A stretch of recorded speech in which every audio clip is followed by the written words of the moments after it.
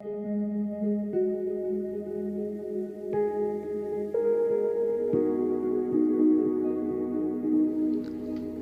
हमारा ब्रह्मांड कितना अमेजिंग है ना?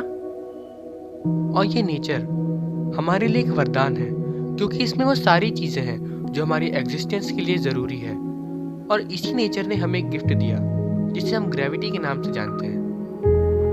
आपने कभी ना कभी सोचा होगा कि जब अर्थ गोल है तो इसके निचले हिस्से पर रहने वाले लोग नीचे क्यों नहीं गिर जाते? तो इसका जवाब भी ग्रेविटी ही है। या फिर जब भी हम किसी ऑब्जेक्ट को ऊपर फेंकते हैं तो वो नीचे क्यों गिर जाता है? यही सवाल कुछ साल पहले सर आइजैक न्यूटन के दिमाग में आया था, जब उनके सर पर एक एप्पल गिरा। तो उन्होंने अपने इस एक्सपीरियंस से ग्रेविटी की खोज करी और उन्होंने अपना एक लॉ दिया, जिसका नाम रखा यूनिवर्सल लॉ ऑफ ग्रेविटेशन। ये लॉ यूनिवर्सल था, इसका मतलब कि यूनिवर्स में हर जगह एप्लीकेबल था। तो इस लॉ में सर आइजैक न्यूटन ने कहा कि every object in this universe attract every other object with a force which is proportional to the product of their mass and inversely proportional to the square of distance between them। तो आखिर ये gravity है क्या? तो gravity एक force of attraction है हर दूसरे object के बीच में, यानी कि हर एक ऑब्जेक्ट दूसरे ऑब्जेक्ट पर एक फोर्स लगाता है। इसका एग्जाम्पल है जैसे कि सन अर्थ के ऊपर फोर्स लगाती है, जिसकी वजह से अर्थ रोटेट करती है, और अर्थ चांद फोर्स लगाती है, जिसकी वजह से चांद हमारे आसपास घूमता है। ग्रेविटी की वजह से ही हम अपनी जगह पर फिक्स खड़े हो पाते हैं, वरना ग्रेविटी के बिना हम लोग जीरो ग्रेविटी में इधर उधर घूमते रहते हैं। तो सर आइजैक न्यूटन ने जो इक्वेशन दी थी वो कुछ ऐसी दिखती है। अब यहाँ पर ये प्रोपोर्शनैलिटी का साइन हटाने के लिए हमें एक कांस्टेंट लगाना पड़ता है।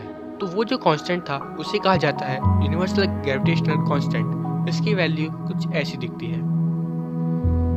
इसकी वैल्यू बहुत सारे एक्सपेरिमेंट करने के बाद हमें मिली, जिसमें से सबसे फेमस एक्सपेरिमेंट था कैवेंडिश एक्सपेरिमेंट। इसमें सर कैवेंडिश ने दो बहुत ही हैवी मास की आयरन बॉल ली और उनके बीच के फोर्स को मेजर किया और ये वैल्यू हमें दी।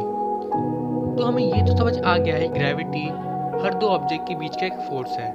तो अगर हर दो ऑब्जेक्ट एक दूसरे पर फोर्स लगाते हैं तो फिर दोनों ऑब्जेक्ट कोलाइड क्यों नहीं कर जाते या फिर टकरा क्यों नहीं जाते? तो इसका जवाब मिलता है हमें ग्रेविटेशनल कांस्टेंट में। कि देखिए ग्रेविटेशनल कांस्टेंट की वैल्यू कितनी कम है, इसकी वैल्यू -11 में है। इसका मतलब ग्रेविटेशनल फोर्स बहुत ही वीक फोर्स है और ये पर्याप्त नहीं है किसी भी दो ऑब्जेक्ट को कोलाइड करवाने के लिए। दूसरा और सबसे अमेजिंग सवाल लोगों के दिमाग में ये आता है कि अगर अर्थ हम पर फोर्स लगाती है तो न्यूटन थर्ड लॉ के हिसाब से हम भी अर्थ पर फोर्स लगाएंगे, तो फिर हम अर्थ पर क्यों गिरते हैं? अर्थ हमारे तरफ ऊपर क्यों नहीं आ जाती? तो इसका जवाब हमें मिलेगा न्यूटन के सेकंड लॉ में, जो कि कहता है force is equal to mass into acceleration. तो अगर इसे हम ट्रांसपोज करेंगे तो वो हमें कुछ ऐसा दिखेगा।